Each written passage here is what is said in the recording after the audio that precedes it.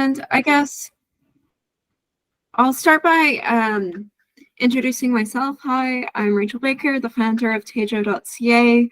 We provide an AI skin diagnostic tool for the cosmetics industry and spas.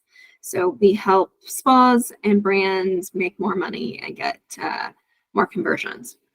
I have two lovely speakers with me today who've agreed to do this webinar. Alan Kaufman and Stefan. How about Alan? Would you like to introduce yourself? Sure. Hello, everybody. I'm Alan Kaufman, and my history over the years, I ran a family business for 30 some odd years in jewelry manufacturing. I sold that business to Berkshire Hathaway and worked for them for 10 years.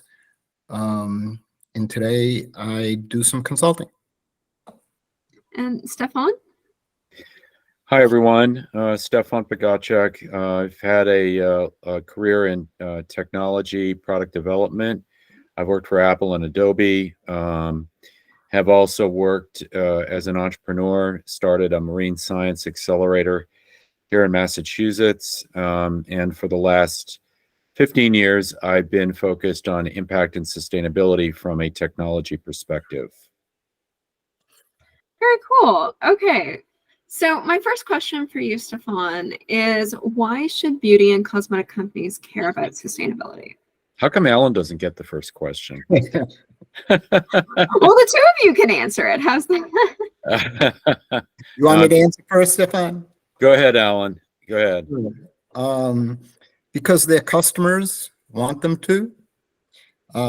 So research is showing that 75% of shoppers, regardless of their generation, so many people believe that it's just the younger generation who care, but when you see the breakout amongst all the different age categories, it's pretty constant how many people say they care versus how many people say they don't care.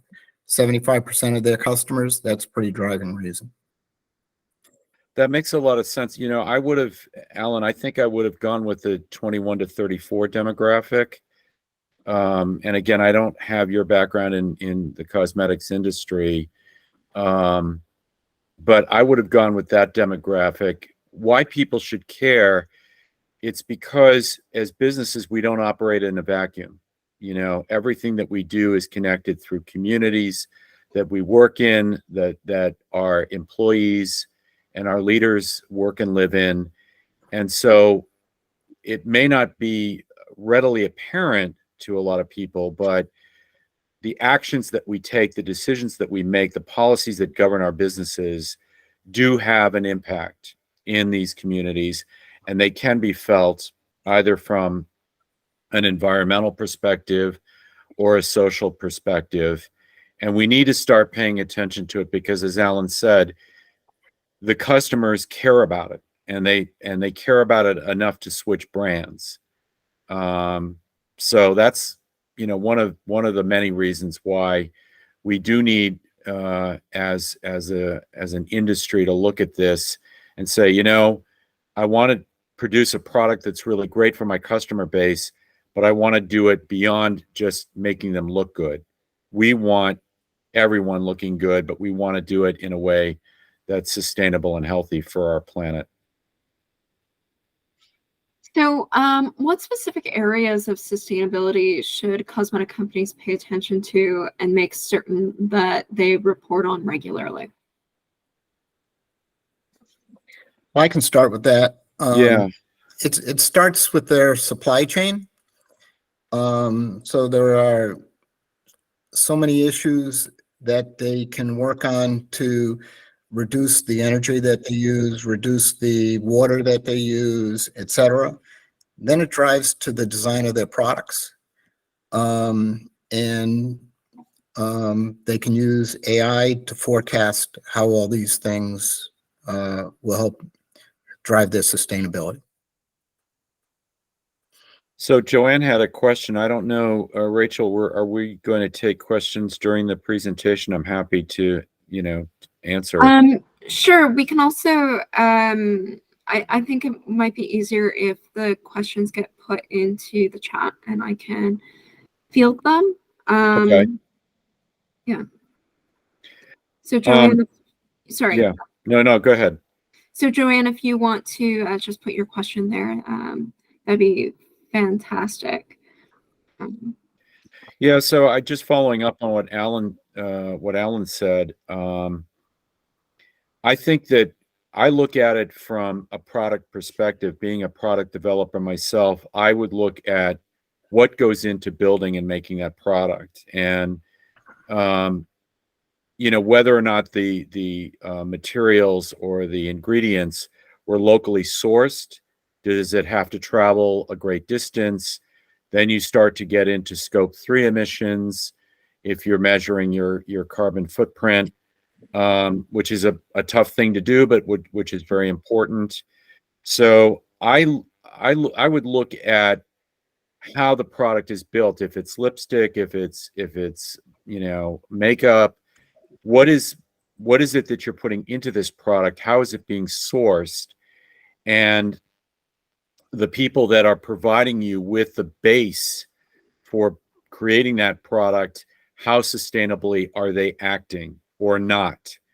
And that's often the toughest hurdle for companies to overcome, whether you're in the cosmetics industry or really any industry, is going into your supply chain, as Alan pointed out, and finding out how they are treating sustainability and how they're reporting on it and what their policies are and whether they line up with what you consider to be good business practice, good sustainable business practice. So can you talk to me about what type of research process a company should go through in order to vet and validate their third-party suppliers? Alan, do you want to jump in? Well, I think the key here is for them to have someone on their team or a third party that's got the expertise, because most management teams, except in very large companies, wouldn't necessarily have that expertise. Yeah. So I think that's kind of a driving factor, for me. And I would add, going back to the last conversation that Stefan was just saying, I think it's also important to know that many of the larger retailers, part of when they're working to their supply chain, they're looking at their vendors to meet certain sustainability areas in order to help the retailer meet their goals.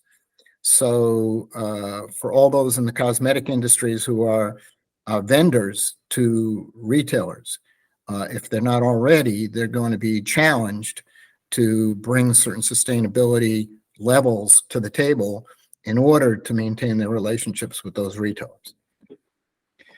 Yeah, one of the hardest parts, Rachel, in this area is trying to not only quantify but validate what the supply chain is doing, what these vendors are doing, because very often they'll just report on what they can control or what they see benefits them, makes them look better, i.e. greenwashing.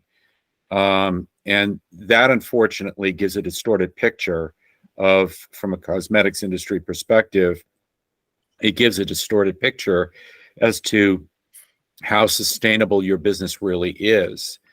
But it's really critical to find out. And, part of the problem that this industry is having is around verification and authenticity of data. It's very, very tricky. It's time consuming. And as Alan just pointed out, you've got to have the resources. You've got to have people who have expertise, who know how to ask the right questions. And you can't be afraid of asking those questions. If you're afraid of a supplier dropping out of your ecosystem simply because you're asking tough questions, that's the wrong motivation. You need to be prepared to say, look, these are our governing principles. If you're not in alignment with those principles, whether it be fair wage, whether it be sourcing, materials and, fair, working conditions, whatever that might be, you've got to be able to ask those hard questions and not be afraid of the supplier getting up and saying, well, sorry, I don't agree with that. I'm going on my separate way. You have to be okay with that if you're really truly going to build in and bake in sustainability into your operations. And if you look at the pattern over the years of where the retailers have focused in requiring their vendors to meet certain conditions, it all started with social compliance. And in supply chains around the world, many of the factories, of course, were using child labor, were using unworkable conditions, and there were many situations such as fires that caused issues. And that brought along, I want to say about 10 years back, to where many of the major retailers created their own teams that each vendor was required to show what their total supply chain was, and then inspectors would go into these facilities around the world to check out the conditions. And firsthand, I saw that if there was a problem, they would give you an opportunity to fix it. But if you didn't fix it, you could no longer use that vendor. And they were willing, the major retailers that I worked with were willing to not take a product that was very important to them if the social compliance goals couldn't be met. And I think sustainability now is stepping into that same area. And if, as time goes on, if vendors aren't able to, throughout their whole supply chain, confirm this, that they're meeting sustainability goals, no matter how good their product is and how much money the retailer is making on it, because the retailer needs to reach out to their consumers and assure them that their sustainability goals are getting accepted and met, then you could lose that customer. Mm-hmm. What are some good examples of questions that you should be asking with respect to sustainability? Well, if you're trying to determine, how sustainable a company, if you're asking somebody in your ecosystem, in your supply chain, you want to ask them how they source their materials, first of all, in terms of building up the product base that you're eventually going to acquire. You want to ask them about their fair labor rates, their fair labor practices, wage rates. You want to find out what carbon accounting they're doing for their carbon footprint. There are just a whole list of questions that come under ESG, and it depends if it's an environmental question. If you're asking how do you treat waste, how many gallons of water do you use, do you recycle, do you do any of these things, and then you have to prove it. And that's the other big part of this is you've got to be able to ask for some proof. And that proof usually comes in the form of documentation or management, data collection that can be verified by a third party, usually an audit firm. So you've got to be able to, and this is time consuming, it's painstaking, it's not cost effective, at least initially. But once you get going on this and you bake it into your own operating practices, it becomes easier. After the first, after the fifth, after the 10th company, it becomes so much easier. And once you get a system and a process in place, you can then make it, part of your whole sustainability agenda, and it just becomes simpler to determine whether or not you want to work with a vendor. Right. So Sabrina asks, is animal cruelty a part of sustainability? Oh yeah, for sure. Yeah. For sure. I always like to give the example, Rachel, of a company that uses animals for testing for products and then chucks the carcasses in a river that's used for drinking water. And these kinds of practices have happened in the past, and you really have to stand up, because companies are forever trying to increase their margins, right? So it might be more expensive to go with another supplier that doesn't do that. But at the same time, you have to ask, what is your reputational risk? What PR risk, what hit are you willing to take by continuing to go with the supplier that is demonstrating cruelty to animals, but gives you your product at a lower price? And is it worth the 5 or 7% hike in margins vis-a-vis the PR or reputational risk and hit that you'll take from that? Mhm. And PR reputational risk, I think, you can put it at the highest level. So I'm just going to share an example from my experience of working for Warren Buffett. He sent all of his executives every year in the first week of January a letter that you were required to sign and send back. And basically it said, the worst thing you can do on behalf of our company is to create a PR mess. So do not in any way, shape, or form ever do anything that if it was reported on the front page of the New York Times, you wouldn't be proud to have there. Mm. That was the one thing we heard from him every year.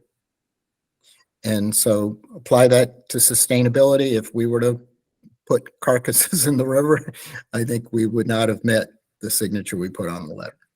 Right. So sort of to that point, what are the branding and positioning advantages for cosmetic companies that engage in sustainability reporting? Well, I think they're tremendous. I mean, Alan, do you want to take that first? And I mean, I'll just.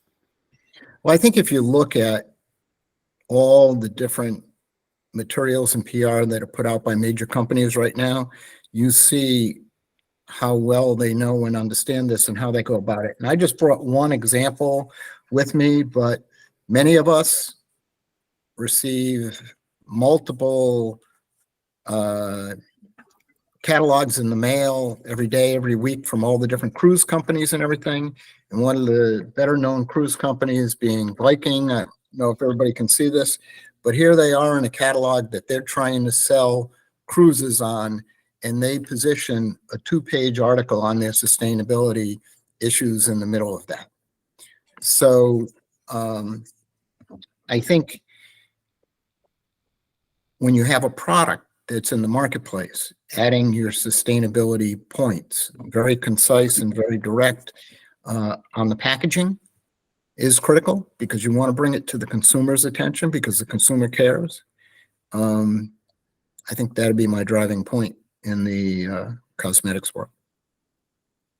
Yeah, I think for any having worked for product companies, the branding and packaging and labeling, and of course you got to be careful with your packaging to make it sustainable too. It's really bad PR if you splash all over the packaging that you're sustainability conscious, but the packaging is plastic that eventually makes its way into the ocean. Like doesn't help you. That really doesn't help you. You have to think about this from, again, the moment the product is formulated to when it gets packaged and delivered to the consumer. And you have to think about that journey that the package is going to take. Everything from the materials that you use to package it, to how it's being handled, transported, and then eventually put on the shelf. And, with that effort, you can create a great branding, mechanism that will separate you from other cosmetics companies by demonstrating and showing that you really think through this entire journey. And I think from a consumer perspective, you'll get greater appreciation, and consumers will be willing to pay a higher price. If you give them that journey and you tell them that you are making this investment in sustainability for your product, everything from the packaging to the transport to the shelving, they'll pick up on that and they'll be willing to pay a higher price for it, because they know that what they're getting is a product from a company that really does care about this topic. Awesome.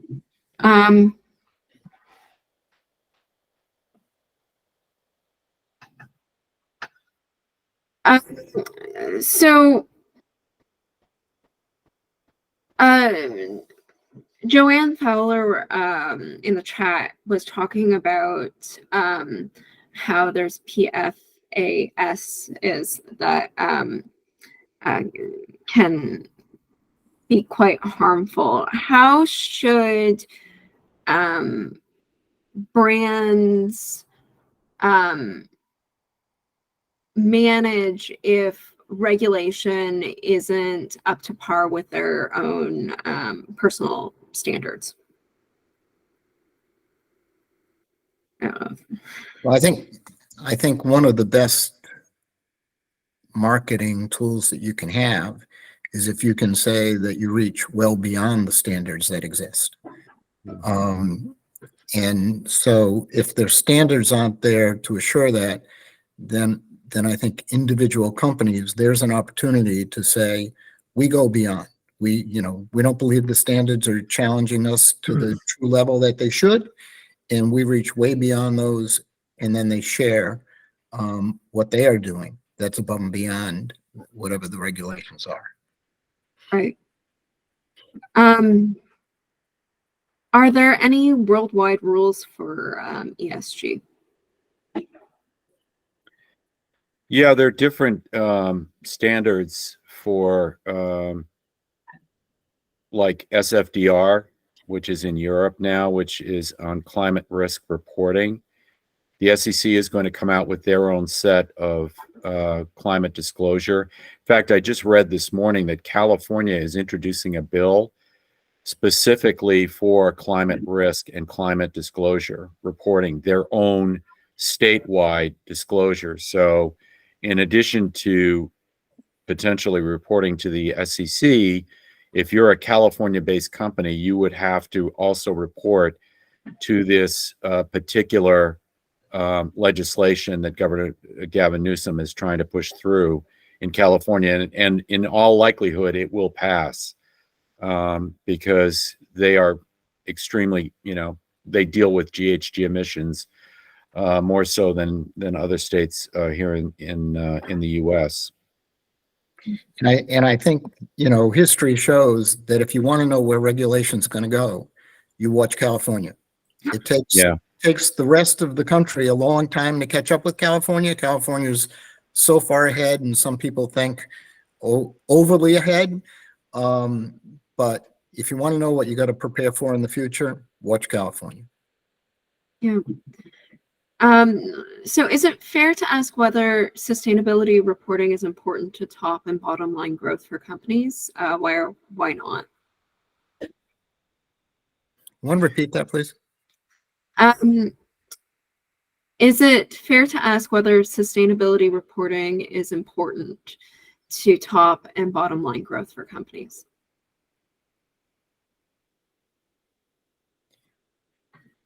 I don't know whether the reporting itself, it's an indirect factor, I think. If they're reported, it helps them with their customers. Mm-hmm. So I think it's an indirect line versus a direct line. Okay. Yeah, it's important if it shows that there are ways for business process improvement within the company and what that means materially. And when I say materially, I mean financially. Mm-hmm. What are the material and financial ramifications for that? Those might not be readily available. They might not jump out at a company right away. And it may have to be something that happens over time.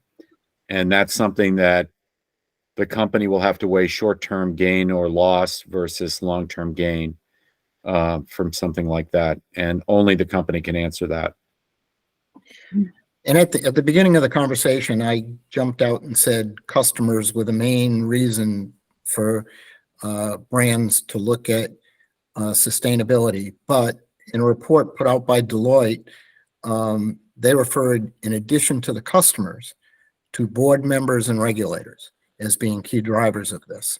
Yeah. So most of the larger companies, of course, have outside board members, and these board members are truly concerned about this. And so that can tie to the reporting. The reporting can keep their board members comfortable and begin to show the regulator. If a regulator comes in And I've had, I don't know how it works in Canada, but in the US, you could have the Federal Trade Commission just show up at your door unannounced for an inspection. I have been through those type of inspections. And if you've publicly already put out there all the good things that you're doing, I can tell you it makes a whole lot of difference as to how that inspector is looking at you when they walk through that door.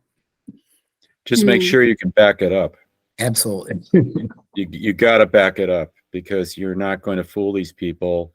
I mean, I was on a conference call with the SEC, and there were about 300 chief executive officers from different companies here in the US, and the overriding question was around scope 3. And they said, well, how is the SEC going to treat scope 3 emissions? And these are indirect emissions. These are emissions that come from your supply chain, from anyone you do business with. They can encompass things like business travel. And that was the overriding question. And the woman who was an assistant director at the SEC was very transparent. She said, well, we haven't decided that yet, but know that we are thinking about it, and we will come to some conclusion on it. So if you're not measuring it, or if you're not making a good faith effort to measure it, know that we will punish you for it. So having a legal and compliance officer or a law firm that has experience in this area is going to be extremely important to you. And getting out in front of it is a whole lot better than having to answer for it after the fact. Absolutely. Right. So what do retailers expect from a vendor regarding sustainability reporting? I think that depends on who the retailer is, but every retailer is going to have their own different way of looking at this. And I think they're going to look for, most importantly, transparency. When a vendor's contractor doesn't allow the retailer through their doors, that is like the worst thing that can happen to a vendor.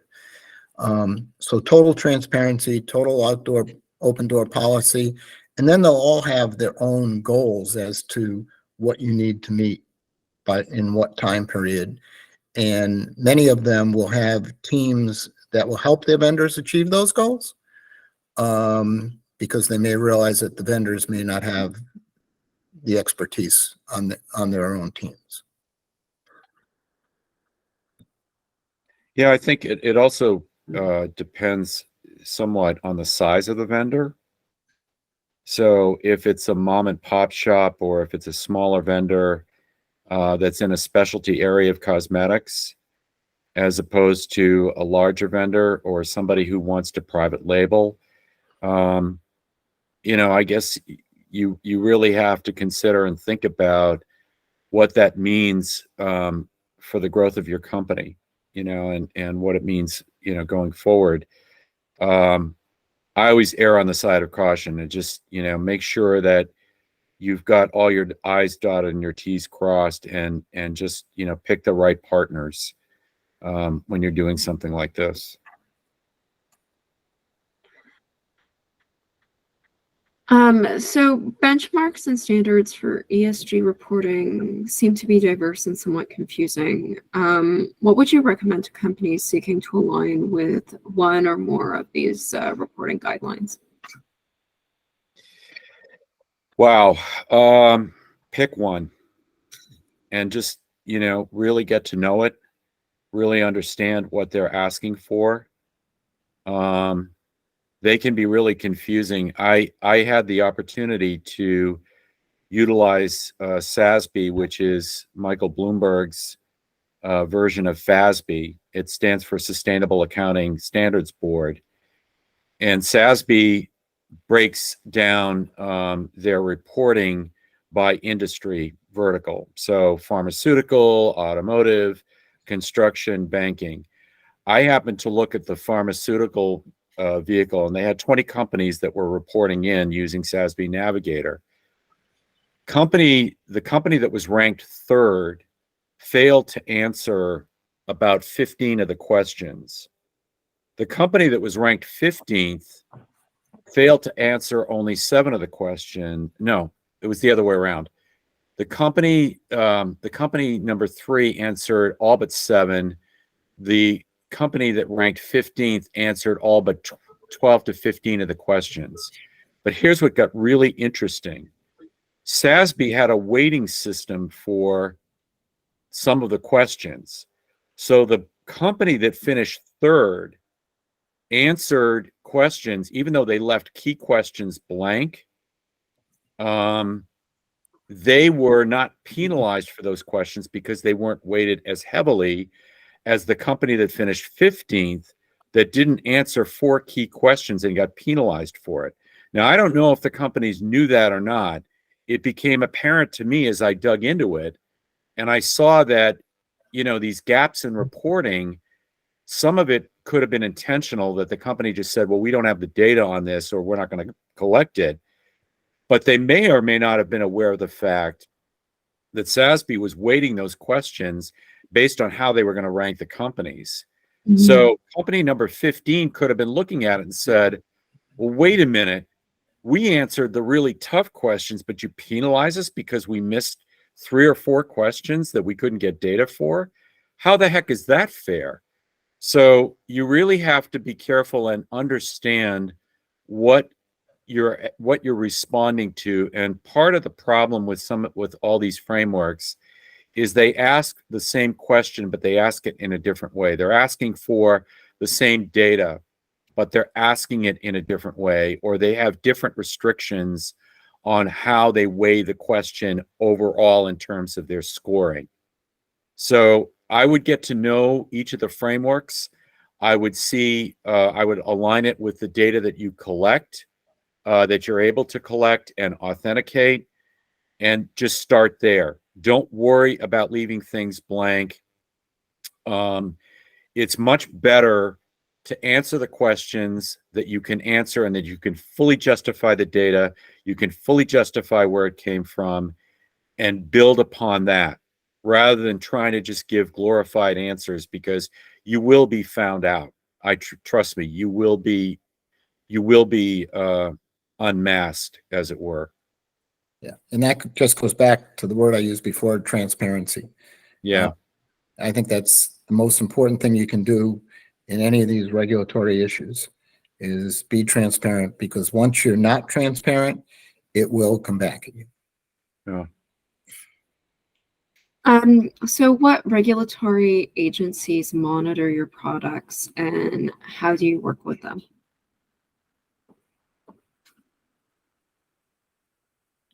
Well, yeah, go ahead, Alan. In my world, it was the Federal Trade Commission, and the FDA. Mm-hmm. And basically, in terms of working with them, it was more them working with you. The Federal Trade Commission in the United States often lets industries monitor themselves as long as they do it well. Mm-hmm. And so in several of the parts of the industry that I worked in over the years, we had our own groups that monitored, and the Federal Trade Commission was happy, so they stayed away. The FDA was another story, and working with them could be a little bit more challenging. We had production, this is a whole different category now. We had production of ear piercing products that were made in the Dominican Republic, and they were sent into the United States in cassettes that included alcohol pads. Well, it turned out that someone in China had sent in huge quantities of alcohol pads that had issues. So the FDA shut down everything to do with alcohol pads, and we had an issue where every shipment in from the Dominican Republic was held in quarantine by the FDA. Trying to work with them directly was a little bit of a challenge. Trying to work through an FDA attorney that we thought would then be, maybe we chose the wrong one, but that made things worse. And at the end of the day, it was challenging enough that we stopped putting the alcohol pads in the product, which was a major communication issue to all of our customers because that's what they were expecting. And so sometimes it can be difficult and you have to, but that's an example of a workaround. We just had to change the way we handled our product and our supply chain to have it go with them. When the FDA showed up at the door for an unannounced inspection, that's where the transparency and just stopping everything and letting them take control, because it was very clear the first time we had that experience that when they come through the door, if you don't do that, you're not going to have a good experience.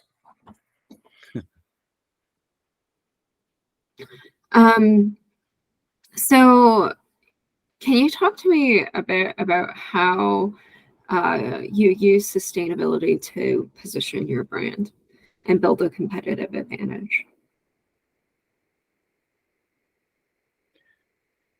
Well, I think there are many there's different ways to answer that question, Rachel.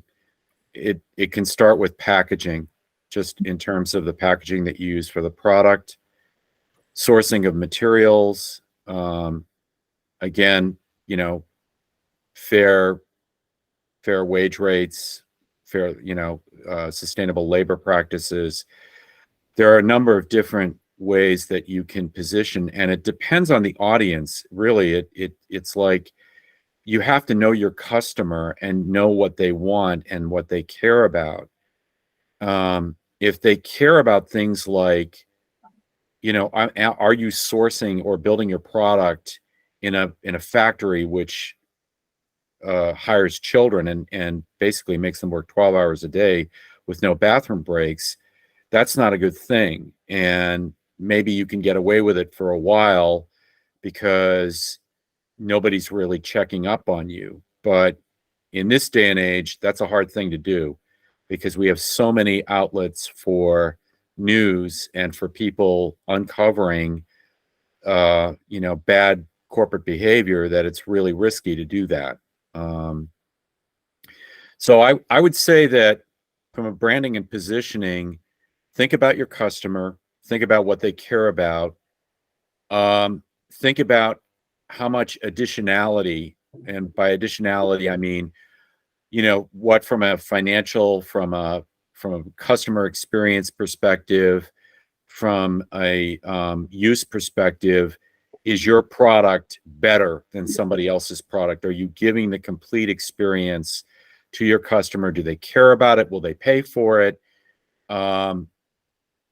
And does that position you as a leader? Is it enough for you to gain brand leadership by leaning on sustainability? Is this something that really is going to set you apart and enable you to reach a whole different segment of the marketplace that you couldn't reach beforehand?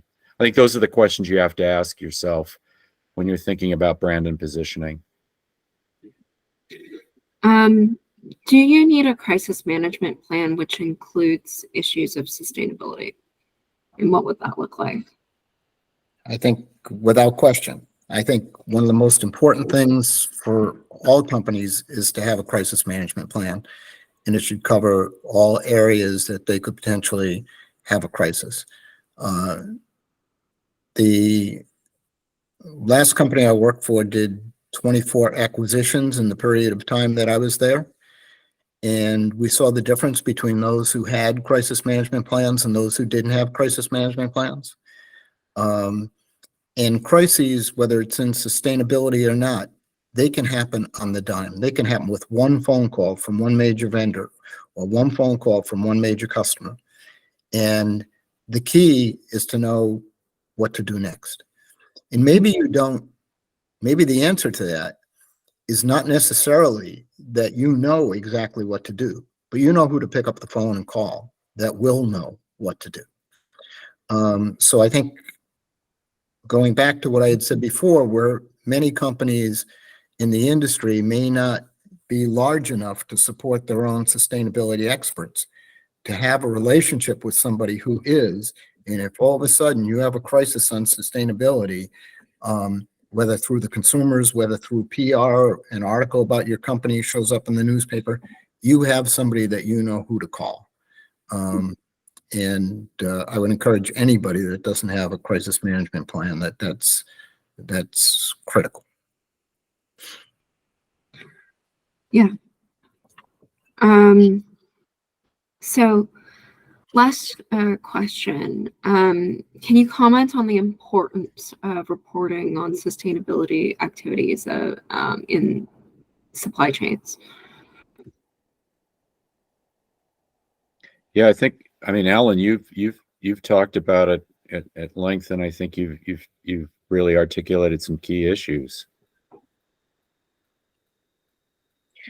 Well, I think, you know, you want to have the reporting in a format that's appropriate to your customer, whether that's the retailer and or the consumer.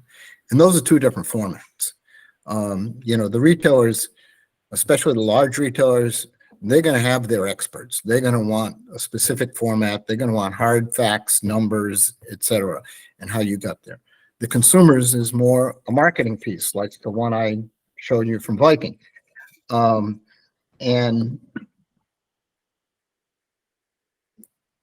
I think that's just the two different ways you want to look at that. Yeah, I think for the supply chain, and again, you need to coordinate data collection, data analysis, and make sure that everybody in your supply chain understands how you're going to put this out there as a report, as Alan said, to either a retailer, a consumer, a regulatory body. You've got to consider all these different stakeholders. And so the information has to be consistent, because at any one time, somebody could question somebody in your ecosystem. And if they give it a different answer, or if they are, you know, give a different process than what you're touting on your website or through your 10K filings or whatever, that's going to land you in some trouble. You know, that's going to create a situation that you simply don't want to have to deal with. So it's really, really important to harmonize that whole process. It's time consuming. Yes, it is labor intensive. And initially it's not cost effective, but at the end of the day, and if you're playing the long game, it will pay off for you. You'll avoid a lot of what we've talked about here today, especially with legal and compliance. Right. And I would just bring that back to the statement that I shared before. Don't do anything with respect to sustainability or what you put on paper that you can't back up, that you would be concerned if it showed up on the front page of the newspaper. Yeah. Thank you. Are there any other questions from our audience?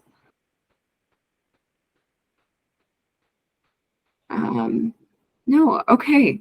Thank you. Actually, before we sign off, Stefan, you are running a pilot program right now. Do you want to talk a little bit about that? Sure. I'm actually running a feasibility study, which is the front end of a pilot program. And I'm looking for companies that are interested in diving into sustainability, finding out what they're doing with their own sustainability efforts, specifically around carbon accounting, because I'm really interested. I have a model that I think is going to help monetize and put a value on these efforts. And so I'm going out and asking companies if they want to participate in the study. And if anybody would like to learn more, they can do so. Rachel has the information and she can pass it along to you. Yeah, we'll be sending a follow-up email that will include information about Stefan's feasibility study, as well as the recording for today's information session.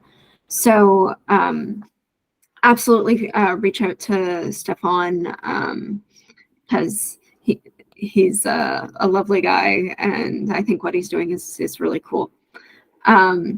Thank you so much for being here. Thank you, Alan and Stefan, for doing Thank this you. webinar with me. I really appreciate it. And have a lovely rest of your day. Bye. Thanks, Rachel. Thanks, Rachel. Thanks, guys. Thanks, everybody.